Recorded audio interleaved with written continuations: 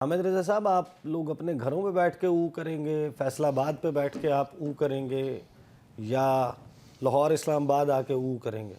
دو چیزیں ہیں جی. ایک تو آپ نے کہا قومی اسمبلی اور قائمہ کمیٹی انسانی حقوق، تو وہاں پر میں تو انسانی حقوق کو پروٹیکٹ کرنے کے لیے بیٹھا ہوں. میں کوئی وولف ہاؤنڈ یا غیر انسانی آوازوں کو پروٹیکٹ کرنے کے لیے تو وہاں پر نہیں بیٹھا ہوا. That's number 1 G. نمبر 2، جو اس وقت موجودہ حکومت کی اور رولنگ پارٹی کی کنڈیشن ہے، میرا خیال ہے انہیں آوازوں کا ہی تعین کرنا چاہیے، کیونکہ عوام تو ان کے ساتھ رہ نہیں گئی، لوگ تو ان کے ساتھ رہ نہیں گئے. تو سائڈ جو نیا میتھڈ اب پالیٹکس کے اندر لے کے آ رہے ہیں، لیکن جو ان کا انتخابی نشانہ اس کے مطابق تو یہ وولف ہاؤنڈ نہیں بنتا. اس کے مطابق تو کسی خونخوار جانور کی آوازیں ہی نہیں نکالنی چاہیے. اب دیکھتے ہیں اس میں کتنی کنہیں مہارت حاصل ہے. تو آپ لوگ احتجاج کیسے کریں گے؟ آپ کو تو مشورہ وزیر اعظم نے دیا ہے کہ جو قومیں ترقی کرتی ہیں، جاپان ہے، وہاں پہ وہ کہہ رہے ہیں کہ جناب وہ ہونڈا فیکٹری گئے، وہاں پہ ورکرز کر کے احتجاج کر رہے تھے. آپ لوگ آتے ہیں، وہ کہتے ہیں کہ 190 ارب روپے کا ڈیلی نقصان ہو جاتا ہے. جب محترمہ بے نظیر بھٹو کے خلاف تحریک نجات چل رہی تھی تو اس وقت وزیر اعظم صاحب کا یہ ویژن کام نہیں کر رہا تھا. جب یہ سپریم کورٹ پر حملہ کرنے کے لیے آئے تھے، جاپان گئے نہیں، جب وہ سپریم کورٹ پہ حملہ کرنے کے لیے آئے تھے تو اس وقت بھی میرا خیال ان کا ویژن کام نہیں کر رہا تھا. جب یہ افتخار چودھری صاحب کو اعلیٰ ترین منصب پہ بٹھانے کے لیے آئے تھے، اس وقت بھی ان کا یہ ویژن کام نہیں کر رہا تھا. گزشتہ دور حکومت میں اسی کانسٹیٹیوشن ایونیو کے اوپر یہ آئے تھے، اس وقت بھی میرا خیال ان کا ویژن کام نہیں کر رہا تھا. تو اب ان کا کوئی نیا ویژن آ گیا پرائم منسٹر صاحب کا. تو what can I say ji, I mean these are stupid statements. کیا آپ دنیا، اگر اول تو میرے چونکہ ایسا کوئی نالج میں ہے نہیں کہ کی آوازوں کے ساتھ کوئی احتجاج ویسٹرن کنٹریز میں یا جاپان میں کیا جاتا ہے، لیکن اگر کوئی ایسا ہے بھی تو پہلے آپ اس لیول کو تو پہنچے نا سر.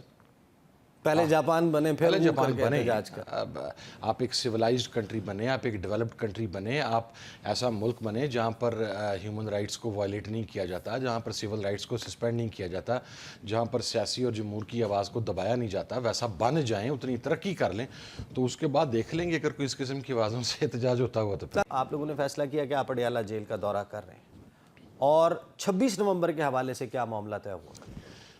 دیکھیں، کمیٹی کے اندر آج ایک تو گزشتہ جو اجلاس کے بلز تھے، چائلڈ پروٹیکشن کے حوالہ سے، پھر چائلڈ لیبر کے حوالہ سے، پھر میرج کے حوالہ سے، اس کے علاوہ جو ایشو ڈسکس تھا وہ 26 اور جو 24 کو ہمارا کانوائے چلا اور جو اسلام آباد میں میسیکر ہوا، اس کے اوپر کمپریہنسو ایک رپورٹ مانگی گئی ہے. کیونکہ اسلام آباد پولیس کے جو ترجمان تھے انہوں نے آج کیٹیگوریکلی، اب تو وہ آن ریکارڈ ہیں، انہوں نے یہ کہہ دیا کہ گولی نہیں چلی. اور جب میں نے ان سے یہ کہا کہ اب تو کچھ حکومتی وزراء جو کہتے تھے پہلے گولی نہیں چلی، وہ کہتے ہیں کہ شاید ہوائی فائرنگ ہوئی ہے اور شاید کچھ کیجولٹیز بھی ہوئی ہیں، تو یہ از نو آنسر. تو ایک تو ہم نے اسلام آباد پولیس کی اس کے اوپر انکوائری رپورٹ جو ہے وہ ڈیمانڈ کی ہے، وہ آ جائے گی انشاءاللہ. اس کے ساتھ ساتھ جو اڈیالہ کے اندر جو لوگ جاتے ہیں ملاقات کرنے کے لیے، اور جس طریقے سے چند لوگوں کو گرفتار کیا گیا، عمر ایوب صاحب کو، شبلی فراز صاحب کو، باقی تمام لوگوں کو، میں بھی اس میں شامل تھا، اس کے اوپر ایک رپورٹ ہے. وہ آئی جی پنجاب اور آئی جی جیل خانہ جات اور ہوم سیکٹری کو ہم نے کر دیا نوٹس. وہ انشاءاللہ اگلی میں اس کی رپورٹ بھی آ جائے گی.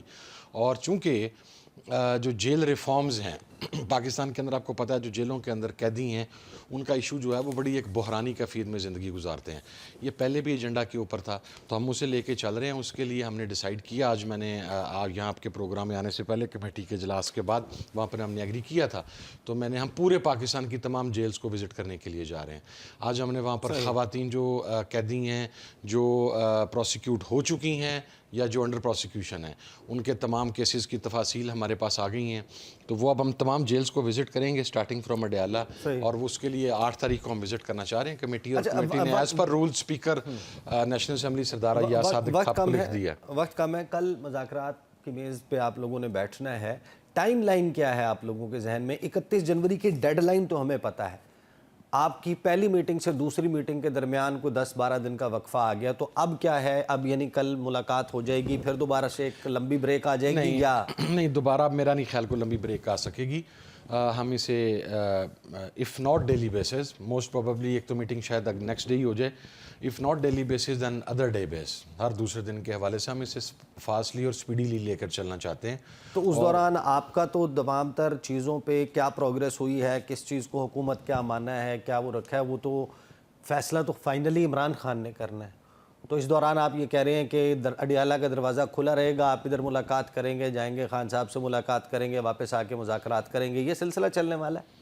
جی آبویسلی، چونکہ پہلی میٹنگ کے اندر حکومت نے اس بات سے اتفاق کیا تھا کہ مذاکرات کے اندر جب بھی چیزیں آگے بڑھتی جائیں گی تو ہمیں عمران خان صاحب سے مشاورت کی ضرورت ہوگی، ان کی رہنمائی کی ضرورت ہوگی، گائیڈ لائن کی ضرورت ہوگی، تو خان صاحب تک ہمیں ایکسیس دی جائے گی، اور ظاہرہ خان صاحب تک ایکسیس ہوگی تو یہ چیزیں وائنڈ اپ ہوں گی اور اپنے منطقی انجام تک کی بڑھیں گی۔ اگر خان صاحب سے نہیں ملنے جاتے تو پھر کیا بڑھنا جی اور آپ شور ہے نا کہ ظاہر ہے کہ آپ لوگوں نے تو چیزیں خان صاحب سے پوچھ کے فائنل کر دینی ہیں۔ وہ جو رانا ثناء اللہ صاحب ہیں وہ یہ کہتے ہیں کہ ہماری حکومت جو ہے وہ اداروں کے ماتحت ہے، تو ان کا اپروول بھی ہے نا اس مذاکرات کے لیے؟ حکومت نے کیا بتایا آپ کو؟ نہیں، حکومت نے بتایا نہیں ہے سچ دیکھیں آنیسٹلی، جو پہلی میٹنگ تھی اس میں کوئی اس حوالے سے بات نہیں ہوئی، لیکن یہ تو بڑی انڈرسٹوڈ سی چیز ہے، اور یہ کچھ جو اگر یہ کمیٹی کے بیٹھے ہیں ممبران تو ہیں وہ اشارتاً کنایتاً بتلا چکے ہیں کہ ہم ان کو کانفیڈنس میں لے کے بیٹھے ہیں۔ تو آپ کے اس تمام مطالبات کی فہرست میں جب سے یہ سارا معاملہ 8 فروری کے الیکشن کے بعد ہر جلسہ، ہر ڈیڈ لائن، ہر معاملہ، اس کے اوپر جو مطالبات سامنے رکھے گئے، اس میں یہ کہا گیا کہ 8 فروری الیکشن چوری ہوا، چوری شدہ مینڈیٹ واپس کیا جائے، اس میں جو ہے 26ویں آئینی ترمیم پاس ہونے کے بعد تواتر کے ساتھ مطالبہ یہ رکھا گیا کہ 26ویں آئینی ترمیم ریورس کی جائے۔ اب یہ دو مطالبات کیوں پس پشت چلے گئے؟ نہیں، کوئی ایسے پسے پوچھ نہیں گئے جی۔ جس وقت آپ عدالتوں کو آزاد کریں گے، چونکہ جوڈیشل کمیشن جب بنیں گے اور جب اسیران کی رہائی ہوگی تو ظاہرہ جو گورنمنٹ کا پریشر ہے لوور کورٹس کے اوپر، وہ پریشر پیچھے ہوگا تو وہ سارا معاملہ ایسے آگے بڑھ سکے گا نا جی۔ تو اس میں ہمیں امید ہے کہ جو ہمارے کیسز ہیں فارم 45 47 کے مختلف ٹریبیونلز کے اندر، وہاں پر ہمیں ریلیف ملے گا۔ ابھی میں آج پڑھ رہا تھا، ابھی it's not authentic I guess, کہ میرے پاس وہ ایک آیا تھا، بلوچستان کا ایک صوبائی اسمبلی کا حلقہ ہے، وہاں سے جو کینڈیڈیٹ جیتے ہوئے ہیں پاکستان پیپلز پارٹی کے، ان کے بارے میں یہ کہا گیا کہ انہوں نے تو وہ میلا فائل پریکٹس کر کے وہاں کے وہ آر او کے ساتھ مل کے تو انہوں نے تیار کیا تھا، اور وہاں سے کینڈیڈیٹ کسی اور پارٹی کا جیتا ہوا تھا۔ تو جب یہ چیزیں سامنے آئیں گی تو ہمیں تو امید ہے کہ انشاءاللہ انصاف ہمیں عدالتوں سے مل جائے گا۔ وہ ہمارا ایجنڈا ایسا پیچھے نہیں گیا۔ دیکھیں، وہ کہتے ہیں کہ there is always a new beginning. آپ نے مذاکرات جب سٹارٹ کرنے تھے تو اگر آپ اتنے زیادہ مطالبات کے ساتھ آتے ہیں تو بعض اوقات ایک نیریٹو آپ کے خلاف ڈیولپ ہو جاتا ہے، یا آپ کے بارے میں یہ بات کی جاتی ہے کہ یہ دیکھیں جی تو اتنی چیزیں لے کے آ گئے ہیں جو کرنا بہت مشکل ہے۔ تو ہم نے چیزیں ہی وہ دو دیں۔ آپ نے وہ چیزیں چیزیں کہہ رہے ہیں کہ جن لوگوں کو سزائیں سنائی گئی ہیں بلا شبہ وہ تحریک انصاف کے ورکر ہیں، وہ موقع پہ موجود تھے، لیکن ان سے یہ کروانے والے لوگ کوئی اور تھے جن کی آئیڈینٹیفیکیشن سی سی ٹی وی فوٹیجز سے ہو سکتی ہے۔ مجھے تو یہ بھی نہیں پتا کہ جو لوگ موجود تھے، یہی تو مین پرابلم ہے۔ فیصل آباد کے ہمارے 5 لوگ ہیں جن کو یہ سزا ہوئی ہے، اس میں 2 لوگ ہیں جنہیں 2 سال کی، ایک 2 کو شاید 5 سال کی سزا ہوئی ہے۔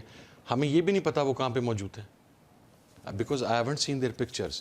جو عدالت میں جو پروسیڈنگ ہوئی ہے ملٹری کورٹ کے اندر، وہ ملٹری کورٹ کی پروسیڈنگ پبلک نہیں ہوتی، وہاں پر عام آدمی نہیں جا سکتا، اس لیے ہمیں نہیں پتا کہ ان کے اوپر کیا چارج فریم کیا۔ آپ کو پتا کہ کس چارج میں وہ گئے ہیں سر اندر، یا انہوں نے کیا، اگر وہ تھے اندر تو اس کے کیا ایویڈنسز تھے، پکچوریل ایویڈنسز تھے، ویڈیو ایویڈنسز تھی، کیا چیزیں تھیں۔ اسی لیے ہمارا ایمفسائز اس چیز کے اوپر تھا کہ یہ ٹرائل سول کورٹ میں ATC میں ہونے چاہیے۔ ہمارے پاس تو نہیں ہے ابھی تک جی۔ تو پھر اپیل کا پروسیس کیسے ہوگا؟ یہ بھی اب آپ کے سامنے ایک لمحہ فکری اور سوال ہے، اس کے اوپر لائرز کی ٹیم جو ہمارا لائرز ونگ ہے وہ کام کر رہا ہے، سلمان اکرم راجہ صاحب اسے لیڈ کر رہے ہیں، and he was pretty much sure. میری جب ہم 2-3 روز پہلے اکٹھے تھے ایک جگہ پر تو وہ یہ کہہ رہے تھے کہ انشاءاللہ اس ویک کے دوران ہم چیزوں کو کر لیں گے۔ آپ مذاکرات کے لیے بیٹھتے ہیں، مذاکرات میں آپ کا ٹاپ آف دا لسٹ جو مطالبات ہوتے ہیں اس میں ایک مطالبہ یہ ہے کہ 9 مئی اور 26 نومبر کے اوپر 3 ٹاپ ججز کے تحت ایک جوڈیشل کمیشن یا انکوائری کمیشن ہم نے بنا دیا 3 جائے۔ کا نہیں کہا، ہم نے سینئر موسٹ کا کہا، وہ 3 بھی ہو سکتے ہیں، 5 بھی ہو سکتے ہیں۔ یہ تو اب بات چیت کے اوپر ہے کہ بات چیت کیا رخ اختیار کرتی ہے اور اس کے فل اندر کورٹ کیا بھی ہو بات ہوتا سکتا ہے۔ ہے۔ اس کے اوپر ابھی میں چونکہ اپنی کیپیسٹی میں تو میں کہہ سکتا ہوں بیان، ذاتی حیثیت میں کمیٹی کی طرف سے تو بیان دینے کی پوزیشن میں نہیں ہوں، لیکن میرے خیال کے اندر اگر فل کورٹ کی طرف جائیں گے تو وہ ایک اتنی لمبی پروسیڈنگ اور لیکن جیسے ہی آپ یہ سامنے رکھتے ہیں مطالبہ اور اس کے فوراً بعد بیک ٹو بیک سزائیں جو ہیں وہ 9 مئی کے ملزمان کو سنا دی جاتی ہیں، تو اب کون سا کمیشن؟